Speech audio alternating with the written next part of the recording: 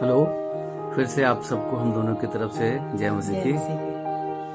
परमेश्वर का धन्यवाद हो कि कुछ दिन के बाद फिर आपसे बात करने का मौका मिल रहा है। जैसे कि ये लॉकडाउन की अवधि है और इसमें हम सब सुरक्षित पाए जाते हैं और जो लॉकडाउन का नियम है उसका पालन करते हुए हम सब लोग सावधानी पूर्वक समय बिता रहे हैं। जैसे कि समय समय पर बार बार हाथ धोना और घर में साफ सफाई रखना और साथ ही साथ लोगों से दूरी बनाए रखना। जब कभी हम घर से बाहर निकले किसी काम के लिए तो मास्क लगाकर चलना। ये सब बातों का हम ध्यान रख रहे हैं। परमेश्वर इस बात में हमारी सहायता करे। जैसे कि स्वास्थ्य विभाग से और भी कुछ बातें हमको निर्देश दिए गए हैं, उनका पालन करते हुए और परमेश्वर के भय में विशेष करके एक दूसरे के लिए प्रार्थना करते हुए, जैसे हम मसीही लोग ऐसा करते ही हैं, लगातार उसमें बने रहें और इस काम में परमेश्वर हम सबकी सहायता करें। आज मैं आपसे कुछ वचन प्रभु का बात करना चाहता हूं। तो थोड़ी देर बाद फिर मैं आपसे मिलूंगा। तब तक के लिए आप सबको फिर से एक बार जय मसीह।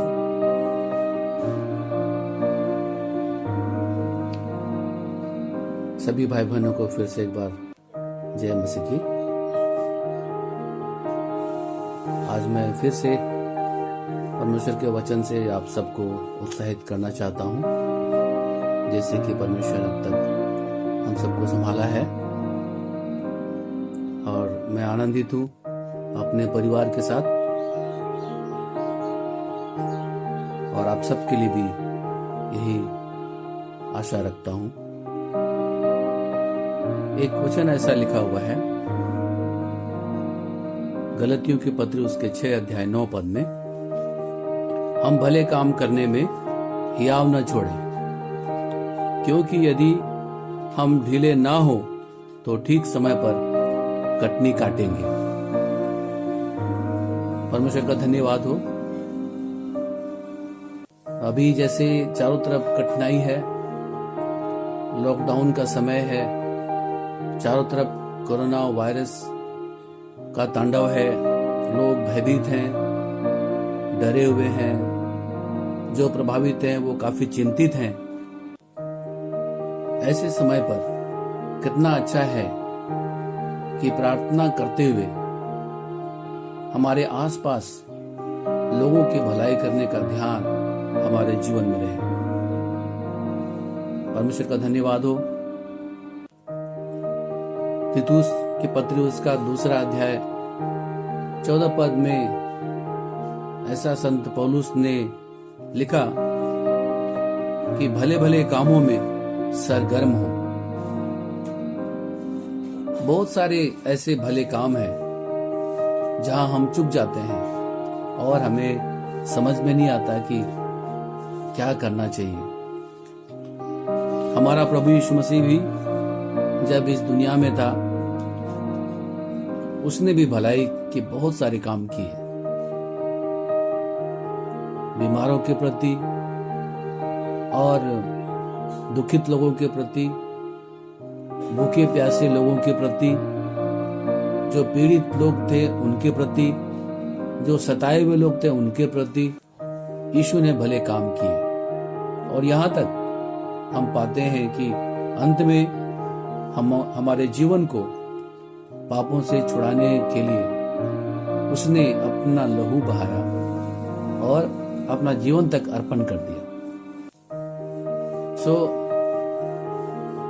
प्रभु ने हमें भले काम के लिए बचाया है और इसलिए प्रभु यीशु मसीह के वचन में ऐसा लिखा है, प्रेरितों के काम 10 और 38 में, वो भलाई करता और सबको जो शैतान के सताए हुए थे अच्छा करता फिरा, क्योंकि परमेश्वर उसके साथ था। प्रभु का धन्यवाद हो। यीशु इस दुनिया में भलाई करता फिरा। और एक वचन बोलकर मैं आपको उत्साहित करना चाहता हूँ, जो इब्रानियों के पत्री उसका 10 अध्याय 25 पद में है। ऐसा लिखा है, और एक दूसरे के साथ इकट्ठा होना न छोड़े, जैसे कि कितनों की रीति है, पर एक दूसरे को समझाते रहें, और ज्यों-ज्यों उस दिन को निकट आते देखो, त्यों-त्यों और भी अधिक ये किया करो।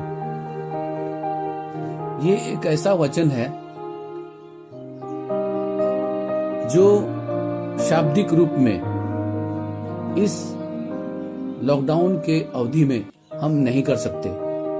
जैसे कि आराधना भवन में एक साथ इकट्ठा होना, किसी परिवार में बहुत सारे लोग एक साथ इकट्ठे होकर प्रार्थना करना, ये असंभव सा है। लेकिन प्रभु का धन्यवाद हो, उसने हमें तकनीक दी। आज हम चारों तरफ व्हाट्सएप ग्रुप में और इंटरनेट में, फेसबुक में, ऑनलाइन लोगों से मिल पा रहे हैं। सो प्रभु का धन्यवाद हो, अभी तक हमने ऐसा समय निर्धारित नहीं किया कि हम एक साथ ऑनलाइन बैठकर प्रार्थना कर पाएं।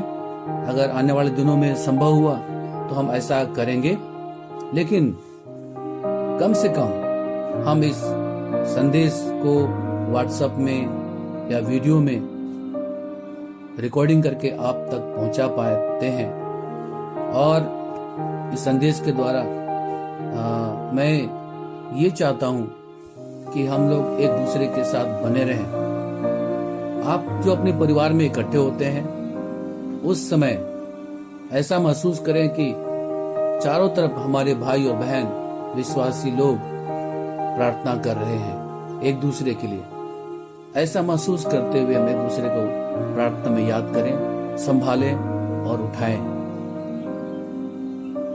ऐसा न सोचें कि चर्च तो हम लोग नहीं जा पा रहे हैं, पास्टर लोग हमको विजिट नहीं कर पा रहे हैं, हमारा क्या होगा।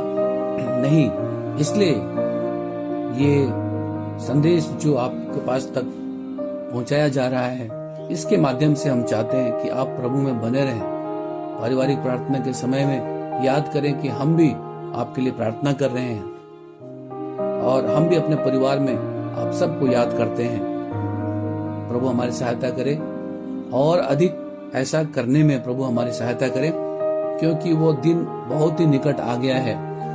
चारों तरफ नाना प्रकार की समस्याएं दिखाई दे रही है। सो प्रभु हमको बुद्धि दे, शक्ति दे, ताकि हम आत्मिक जागृति में बने रहें और अपने आप को तैयार करते हुए, अपने पापों से प्रभु से लगातार क्षमा प्राप्त करते हुए, दूसरों को क्षमा दिलाने के लिए, दूसरों को बचाने के लिए भी बोझ रखते हुए हम और अधिक ऐसा क्या करें। सो प्रभु दया करे। जरूर हम शारीरिक रूप से एक साथ बैठकर मिलकर प्रार्थना नहीं कर पा रहे हैं, लेकिन आइए, जैसे आप अपने अपने घरों में इस संदेश को देख रहे हो, तो आप एक साथ मिलकर प्रार्थना करें। ऐसा महसूस करें कि हम सब लोग चारों तरफ एक दूसरे के साथ मिले हुए हैं और परमेश्वर हम सबकी सहायता करे और मदद करे। फिर से एक बार प्रभु यीशु मसीह के नाम में आप सबको मैं बहुत धन्यवाद देता हूँ, आपकी सारी प्रार्थनाओं के लिए, और प्रभु में बने रहने के लिए प्रभु सहायता करे, अपने आगमन के लिए और अधिक हमको दृढ़ और मजबूत करे। प्रभु हम सबको आशीष दे। फिर एक बार आप सबको जय मसीह की।